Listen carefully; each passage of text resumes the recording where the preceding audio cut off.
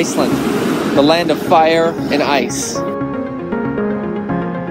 It is my immense pleasure to be able to visit Iceland for the very first time.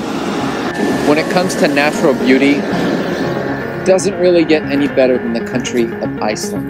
My mission is simple. I have one rented car and about a week's worth of time here in Iceland. What I want to do is see as much as I can in that limited amount of time. Renting a car gives you the freedom to go wherever you want, whenever you want. Now, as much as I would love to continue talking to you in this intro video, my time is limited, so I will leave you here. But the good news is, you're coming with me. Now, let's go see Iceland together.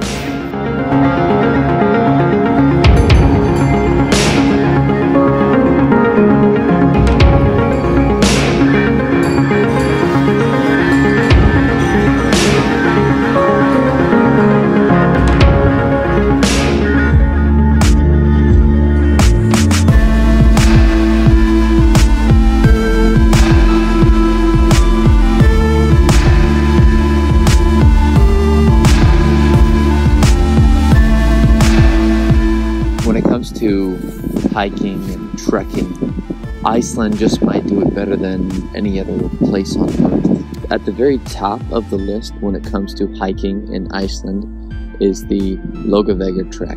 The Laugavegur trail is a world famous 3 to 4 day trek through some of the most spectacular sights in the Icelandic wilderness. The Laugavegur trail is actually only available for a few months throughout the year. It opens up around the start of July and is walkable from July, August, and into September. The starting point of the Laugavegur trail is a place called Landmannalaugar. They also call this place Tent City, since when you get here by bus, you'll see all these tents propped up right at the beginning of the Laugavegur trail. So obviously it's a very popular spot to start the hike. Really what Landmannalaugar is known for is the color of the mountains. So these mountains they call rainbow mountains because you look at them and they are all types of different colors.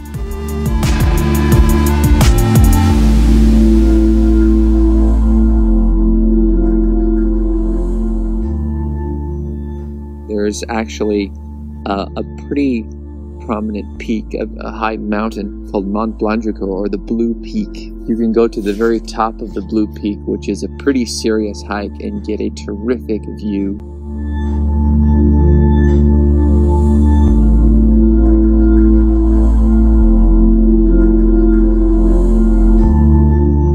Welcome to the summit of Mount Blanjukur, otherwise known as the Blue Peak.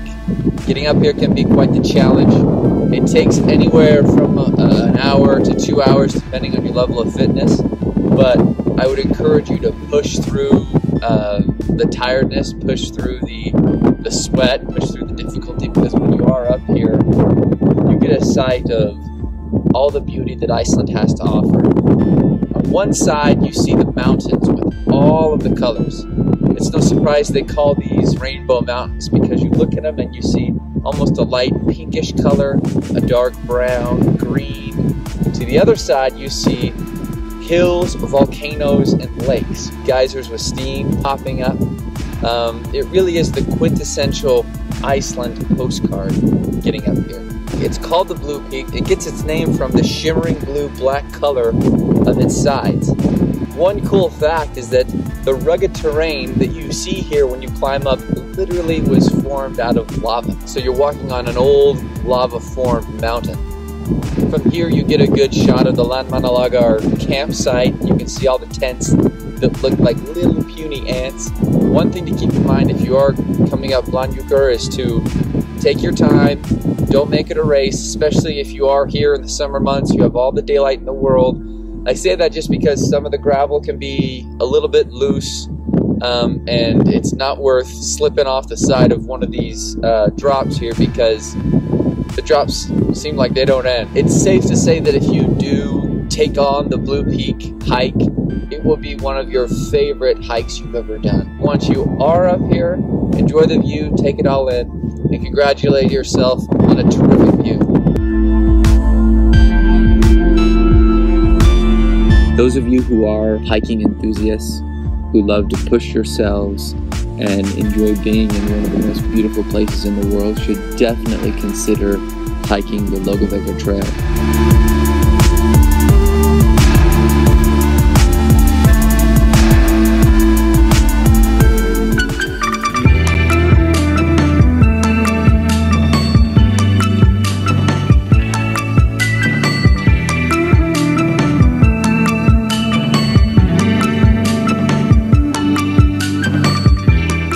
Looking at is the photographed mountain in all of Iceland. Kirkjufell, this towering peak right off the side of the highway.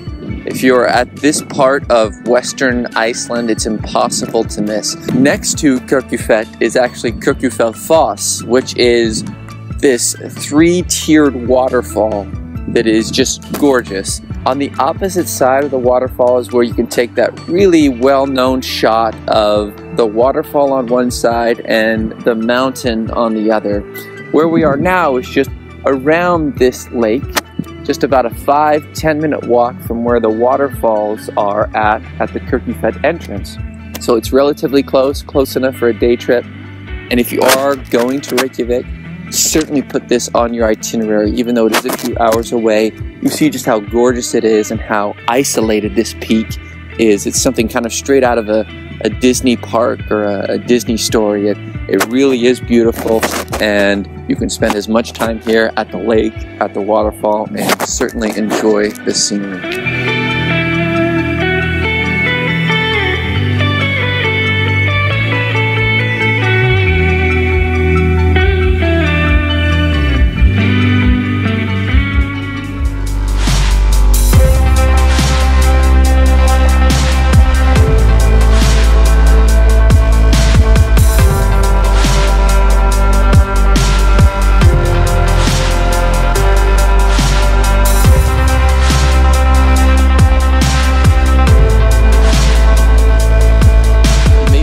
Surprised to find that one of the most popular tourist destinations in the entire country of Iceland is a crashed military plane. Thankfully, everyone in the crash survived. The result of the crash was just a pilot error. The pilot switched to the wrong fuel tank, downing the plane. The result we have of the crash is a pretty amazing sight. You have this large silver United States military plane contrasted against this black sand beach of Iceland. It makes for a really interesting and unique picture, and if you want to come and see this site, there's a small little parking lot right on the edge of the highway. You can park there, and there are some signs that will point you to this direction. It's about a 1-hour walk if you're walking at a pretty good pace to get out here, so you want to make sure you have enough food, supplies, and certainly camera equipment if you want to come and photograph this thing. Going inside is pretty cool. There's not much there. There's pretty much just the main shell or the main body of the plane. Obviously all the wings are gone, but going inside and going around it gives you a good idea of what happened or what the crash was like. If you are in the area, make sure you pass by and see Sandar. The plane is a really cool sight. It gives you an interesting perspective, and it makes for a wonderful picture.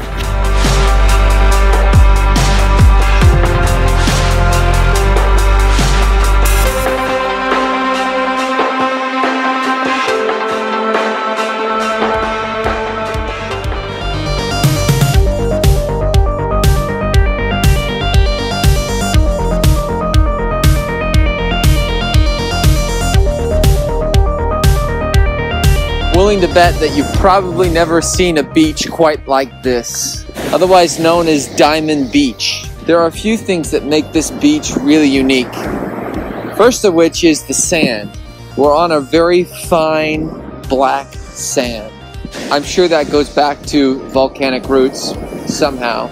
They call this place Diamond Beach for a reason. Upon the shore, large chunks of ice come washing up, and they look like diamonds in the sun. So on a day like today, where it's relatively sunny, I won't say warm, you have these chunks of ice wash up on the shore and reflect the sun to give the appearance of diamonds. Now these chunks of ice are coming because there's a giant glacier on the other side of the beach. This glacier provides the ice that floats around and makes its way to the beach.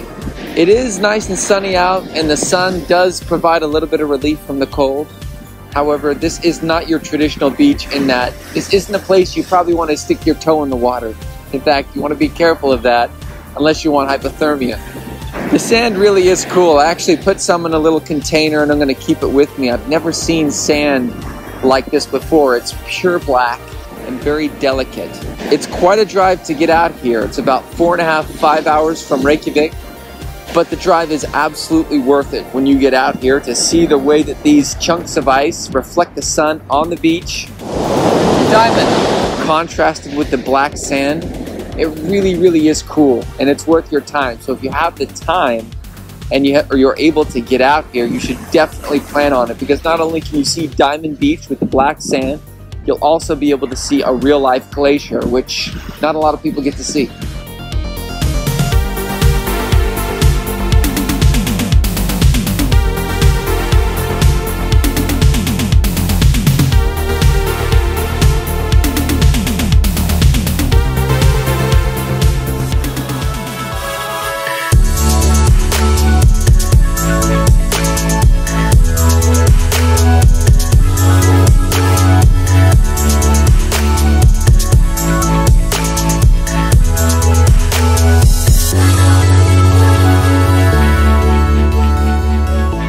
We're in front of Gullfoss, one of the most famous spots in all of Iceland and a premier attraction on Iceland's Golden Circle. It goes without saying that this waterfall has some serious firepower. In fact, so much so that early in the 20th century, it was considered using this waterfall as a power resource.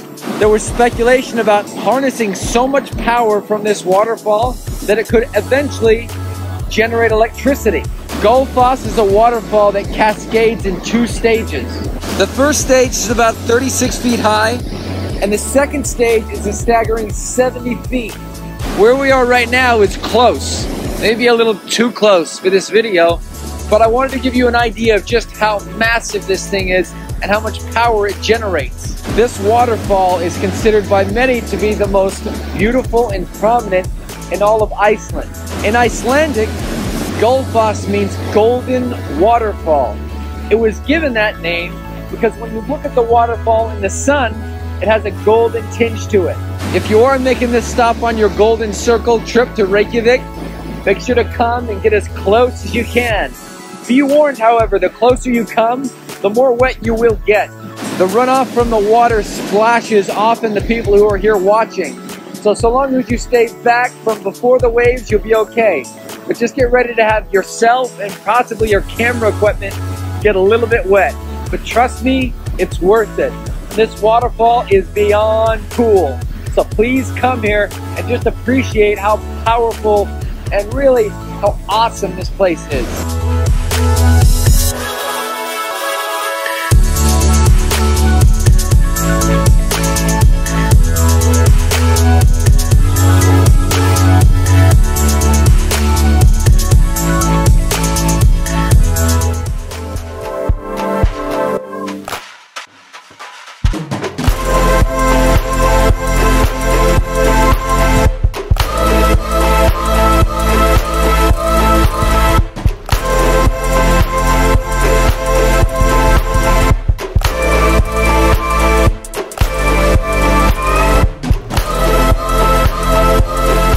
About every 5 to 7 minutes in the center of the geyser hot spring area, you see the Great Geyser.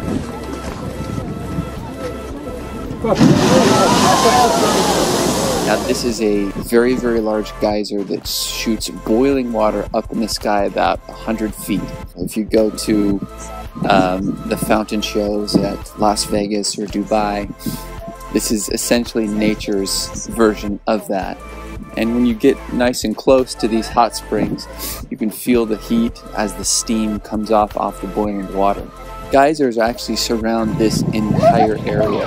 So if you walk around, you'll notice that there are several areas where you can get very close to these hot spots and see these boiling water. So obviously if you're close to Reykjavik, if you're planning on doing the Golden Circle, make sure you hit the geyser hot spring area and make sure to spend some time waiting for the great geyser that shoots up every 5 to 7 minutes. Again, the good news is you won't have to wait too long because it's going to be shooting up. Try and camp out and get a good seat right in front, and then go a little further back so you can get a good vantage point of that great geyser shooting off.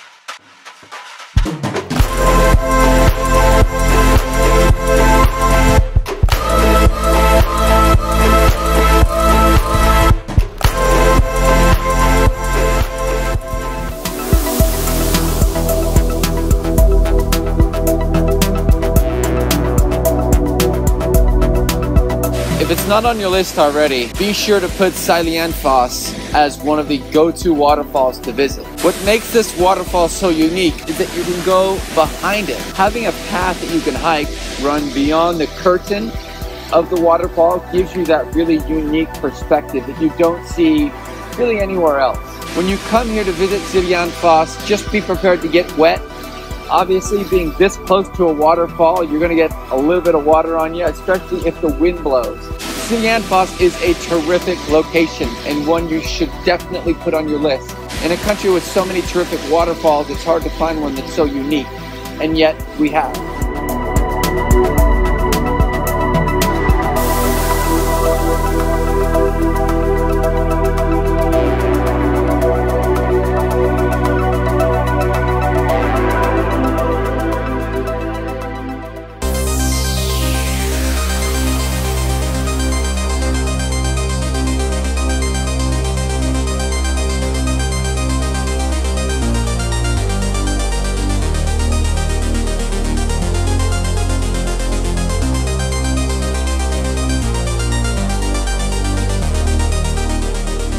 What you are looking at is the most famous church in Iceland. This is called Hallgrímskirkja. Hallgrímskirkja is the tallest building in all of Reykjavik and the 6th tallest building or edifice in all of Iceland. Understandably, it's kind of a hotspot for tourists to see this really incredibly unique looking church in the center of the city. Hallgrímskirkja is visible from nearly any point in the city. You can always see the tip, very recognizable as it has the statue of Leif Erikson just right out in front of it. You can go inside for free like most churches in Europe, although when you do go on the inside, it is uniquely different from most of the major churches and cathedrals that I've been into in Europe. It's got much more of a modern, nice, clean feel to it. You go into some of these churches in Europe, they're very, very old, and you go inside and they're beautiful, but they're beautiful in a more antique sort of way. They look a little grungy, dirty. They essentially show their age. When you go inside Hallgrímskirkja, it's almost going inside of a hotel lobby. There's carpet, nice marble. The organ looks nice and clean. Stained glass looks really, really clean. It's well lit. It's not dark on the inside, and I was almost a little bit shocked and surprised by that, because most of these big churches you go into in Europe have a very much of an old school feel. Going inside is well worth it. It is open to the public, so you can go in. Just make sure you're respectful, that you're not talking very loudly, you're not snapping pictures with your flash on, and you can stay as long as you like, or as long as the church is open. It was designed by the state architect Guðjón Samuelsson in 1937.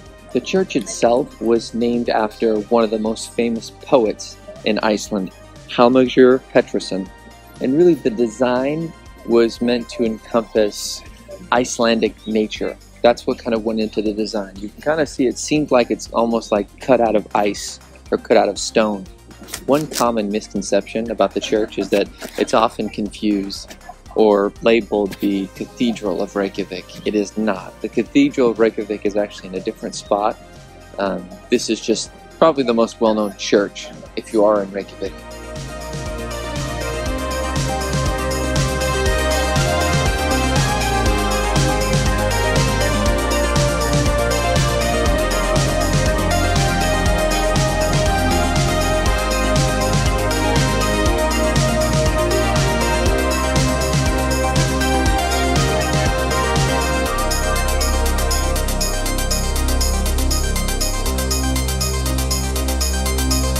Reykjavik. It is the capital as well as the largest city of Iceland. It really has a small town feel to it. You see a lot of tourists pouring in and out of the Hallgrímskirkja church, the opera house, the Sun Voyager. It's clean, it's safe. Overall, it's a very wonderful, charming city. Reykjavik is definitely a city worth exploring. It's most likely that if you come to Iceland, you'll be spending at least some time here. I would recommend that you explore the Hallgrímskirkja Church, the Opera House, the Sun Voyager, Laugavegur Street. These are areas all within 5 to 10 minutes of each other by foot. You never really get that big city hustle and bustle feel, even in the capital, a city with over 100,000 people.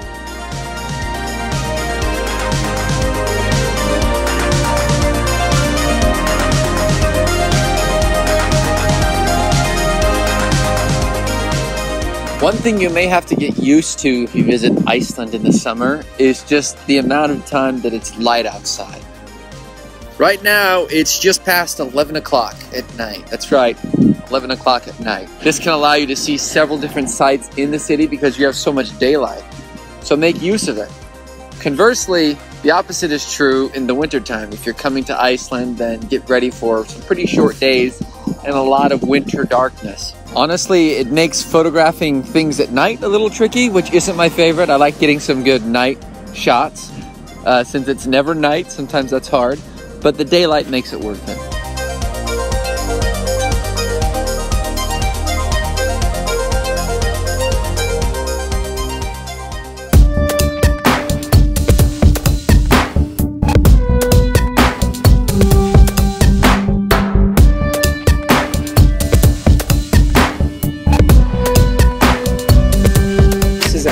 A lava beach. The sand here, which is black, was made out of ash. There are actually several lava beaches here in Iceland, but this is probably the most famous one. This is a very famous, popular spot to take photographs, especially with the rock formations in the ocean. Instead of being real sandy, it's more rocky, especially the closer you get to the water. So you get to the water and it's mini rocks, which really is better. The sand doesn't really get everywhere and annoy you. The rocks themselves are a little easier to deal with. You see this enormous natural pyramid made of basalt columns, and people think that they look like a staircase to the sky, and often you'll see people climb these, and it's really a natural wonder, and it complements the beach very, very well. Try and come here too in the evening where you can catch a sunset, which are just gorgeous. Like most of the places here in Iceland, it gets busy, but not terribly busy, so you can come down here and enjoy a perfect evening and enjoy the cliffs and have it to yourself. Another good time to come to Rensfara Beach is earlier in the morning. There are just a few people here on the beach, and to be here alone, you get a good, quiet, serene feeling. You just hear the crashing of the wave. Obviously, come to Rensfara Beach. This is a gorgeous place. I'm willing to bet you probably haven't seen a beach like it. To the extent that you're able to try and walk as far as you can along the beach, and you'll be in for a very peaceful, serene experience.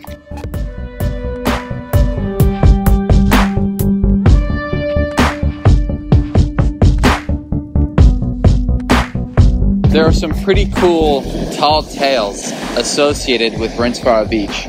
For example, the famous columns that you see when you first get out on the beach. Legend has it that these large basalt columns were once trolls trying to pull ships from the ocean onto shore. However, according to legend, the trolls went out too late, dawn broke, and the trolls were turned into stone. So aside from having beautiful beaches and just organic natural beauty, there are also tall tales and legend associated with the beach that makes it all the more interesting. So the closest village to Rensfara Beach is a city called Vik. Vik is just a small fishing village. However, there are some terrific hotels and restaurants, and it makes for a great spot to stop at if you do have the intention of viewing and coming to see the beach. When you come here in the evening, you get some great shots of the sun setting against the rock. Like a lot of the major sites here in Iceland, Rensfara Beach is not very far away from Reykjavik. If you're renting a car, it shouldn't take you longer than about 2 hours to get out here. And when you are out here, take your time, enjoy it, walk the length of the beach, and take in what is one of the most unique beaches in the world.